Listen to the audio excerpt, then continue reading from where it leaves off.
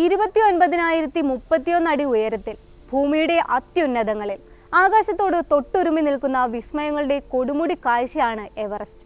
ലോകത്തെ ഏറ്റവും ഉയരം കൂടിയ കൊടുമുടി. ഇന്ത്യയുടെ ഹിമാലയൻ മടിത്തട്ടിൽ നേപ്പാളിനോടും ടിബറ്റിനോടും ചേർന്ന് പരന്നുയർന്നു കിടക്കുന്ന ഈ പർവ്വതനിര എന്നും സാഹസപ്രിയരുടെ അൾട്ടിമേറ്റ് ഡെസ്റ്റിനേഷനുകളിൽ ഒന്നാണ്.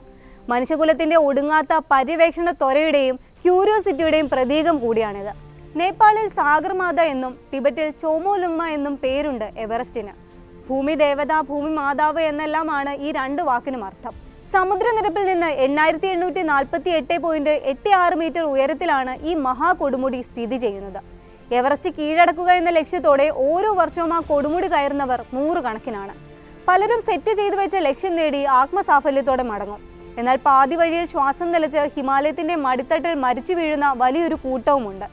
എവറസ്റ്റിന്റെ ഉയരങ്ങൾ വെട്ടിപ്പിടിക്കുമെന്ന് ശപഥം ചെയ്ത് നാട്ടിൽ നിന്ന് കെട്ടുകെട്ടിയ പലരും പക്ഷെ ആ കൊടുമുടിയുടെ ഉയരങ്ങളിൽ മരവിച്ചു കിടക്കുന്നുണ്ട് ഇന്നും ഇപ്പോഴും.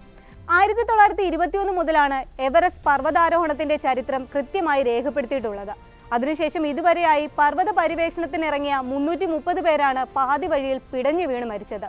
ഇതിൽ പലരും കുപ്രസിദ്ധമായ മരണമുനമ്പിലായിരുന്നു തോൽവി സമ്മതിച്ച് കീഴടങ്ങുന്നത്. ശരീരത്തിന്റെ പ്രവർത്തനം തന്നെ നിശ്ചലമാകും ഇവിടെ എത്തുമ്പോൾ. അതുവരെ ഉണ്ടായിരിക്കുന്നത് പോലെ ആകില്ല അവിടുന്ന് അങ്ങോട്ട് ശരീരം പ്രതികരിക്കുക. ഓരോ അടിയിലും മരണം പതിയിരിക്കുന്നുണ്ടാകും. സമുദ്രനിരപ്പിലെ ഓക്സിജൻ അളവ് 8000 അടി ഉയരത്തിൽ എവറസ്റ്റിന് മുകളിലെത്തുമ്പോൾ 1/3 ചുരുങ്ങും. ശ്വാസമെടുക്കാൻ കഷ്ടപ്പെടും. കൂടെ കരുതിയ ഓക്സിജൻ സഹായവും മതിയാകാതെ വരും. ഓക്സിജന്റെ അളവ് കുറഞ്ഞു പോകുന്നത് ഹൈപ്പോക്സിയ എന്ന ഗുരുതര സ്ഥിതിയിലെത്തിക്കും. ശരീരം ഒന്നാകെ തളരും. മസ്തിഷ്കത്തിന്റെ പ്രവർത്തനം മന്ദഗതിയിലാകും. അവയവങ്ങളും പണിമുടക്കും. കൊടും തണുപ്പിൽ തൊലിയും മരവിക്കും. കൊടുങ്കാറ്റ് പോലെ ആഞ്ഞു വീശുന്ന കാറ്റിൽ നില തെറ്റി വീഴും. തളർന്ന ശരീരവും മനസ്സുമായി വേണം അവിടുന്ന് അങ്ങോട്ട് ഓരോ അടിയും വെക്കാൻ. പലരും മോഹാലസ്യപ്പെട്ട് വീഴും. ചിലർ തളർന്നിരുന്നു പോകും. മരവിച്ചു പോയവരിൽ പലരും പിന്നീട് അവിടെ നിന്ന് എണീറ്റതേയില്ല. പോയിന്റ് ഓഫ് നോ റിട്ടേൺ അഥവാ മടക്കമില്ലാത്ത കേന്ദ്രത്തിൽ ലോകം കീഴടക്കിയ സന്തോഷത്തിൽ ആർത്തു വിളിച്ചവരും പിന്നീട് മടങ്ങിപ്പോയില്ല. എവറസ്റ്റ് ലോകത്തിലെ ഏറ്റവും വലിയ കൊടുമുടി മാത്രമല്ല, ഇപ്പോൾ ഏറ്റവും ഉയരത്തിലുള്ള ശ്മശാന ഭൂമി കൂടിയാണ്. 300-ലേറെ പേരാണ് പർവ്വതത്തിന്റെ പല ഭാഗങ്ങളിലായി മരിച്ചു കിടക്കുന്നത്. ഇപ്പോഴും 200ഓളം മൃതദേഹങ്ങൾ പലയിടങ്ങളിലായി മരവിച്ചു കിടക്കുന്നുണ്ടെന്നാണ് വിവരം. എവറസ്റ്റിലേക്കുള്ള വടക്കുകിഴക്കൻ പാതയിലെ പ്രധാന അതിരടയാളമായി മാറിയ ഗ്രീൻ ബൂട്ട്സ് എന്ന അജ്ഞാത പർവ്വതാരോഹകന്റെ മൃതദേഹം അത്തരത്തിലൊന്നാണ്. മുന്നോട്ട് യാത്ര തുടരുന്നവർക്കുള്ള ദുസ്സൂചനയും അപകട മുന്നറിയിപ്പും കൂടിയാണിത്. എവറസ്റ്റ് മുഴുവൻ ഒരുപോലെ അപായ മുനമ്പല്ല. 3 മേഖലകളിലാണ് പ്രധാനമായും ദുരന്തം പതിയിരിക്കുന്നത്. ഒന്ന് അപകടകാരിയായ ഖുംബു ഐസ്ഫോൾ, മറ്റൊന്ന് ചെങ്കുത്തായ ലോട്ട്സെ ഫേസ്, മൂന്നാമത്തേത് കുപ്രസിദ്ധമായ ഹിലരി സ്റ്റെപ്പ്. ഹിമപാളികളും പൊട്ടിയടർന്ന മഞ്ഞുകട്ടകളുമെല്ലാം നിറഞ്ഞ ദുർഘടവും വളഞ്ഞു തിരിഞ്ഞുമുള്ള മേഖലയാണ് ഖുംബു. ഏതു സമയവും വെള്ളച്ചാട്ടവും ഹിമപാതവും ഇവിടെ ഉണ്ടാകാം. ഏതാണ്ട് കുത്തനെ നിൽക്കുന്ന മഞ്ഞുഭിത്തിയാണ് ലോട്ട്സെ. സൂക്ഷിച്ചും ശ്രദ്ധിച്ചും വേണം ഇവിടെ ഓരോ അടിയും വെക്കാൻ. ഒരടി പിഴച്ചാൽ മതി, മരണക്കയത്തിലേക്കായിരിക്കും പതിക്കുന്നത്. എവറസ്റ്റിന്റെ പരകോടിക്ക് തൊട്ടടുത്തുള്ള ലംബമായി നിൽക്കുന്ന 40 അടിയോളം ഉയരമുള്ള ശിലാഭിത്തിയാണ് ഹിലരി സ്റ്റെപ്പ്. ചരിത്രത്തിൽ ആദ്യമായി എവറസ്റ്റ് കീഴടക്കി എഡ്മണ്ട് ഹിലാരിയും ടെൻസിംഗ് നോർഗയും എത്തിപ്പെട്ട ഇടമാണത്. ആ പോയിന്റ് അങ്ങനെ ഹിലരിയുടെ പേരിൽ അറിയപ്പെട്ടു. അവർക്ക് ശേഷം പലരും ഹിലരി സ്റ്റെപ്പിൽ നടന്നെത്താൻ ശ്രമിച്ചെങ്കിലും പരാജയപ്പെട്ട് പിന്മാറേണ്ടി വരികയോ മരണം വരിക്കേണ്ടി വരികയോ ചെയ്തിട്ടുണ്ട്. ഇന്നിപ്പോൾ ഏറ്റവും കൂടുതൽ എവറസ്റ്റ് ദുരന്തം റിപ്പോർട്ട് ചെയ്യപ്പെടുന്നതും ഇതേ പോയിന്റിലാണ്. ഷേർബ എന്ന പേരിൽ അറിയപ്പെടുന്ന തദ്ദേശീയ ടിബറ്റൻ ഗോത്രക്കാരനാണ് ഹിലരിക്ക് വഴികാട്ടിയ ടെൻസിംഗ്. എവറസ്റ്റിന്റെ ഉയരങ്ങളിലേക്ക് നടന്നു കയറാൻ പ്രത്യേകം മിടുക്കുള്ള ഹിമാലയൻ പർവ്വതവാസികളാണ് ഷേർബകൾ.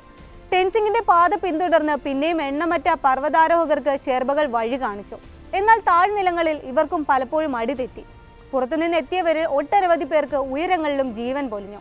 1970-കളിലാണ് എവറസ്റ്റിലെ ദുരന്തങ്ങൾ കുത്തനെ ഉയരുന്നത്. പർവ്വതാരോഹണ ദൗത്യവുമായി ഇറങ്ങിയവരുടെ എണ്ണം 10 മടങ്ങായതാണ് മരണസംഖ്യ ഉയരാനിടയായത്.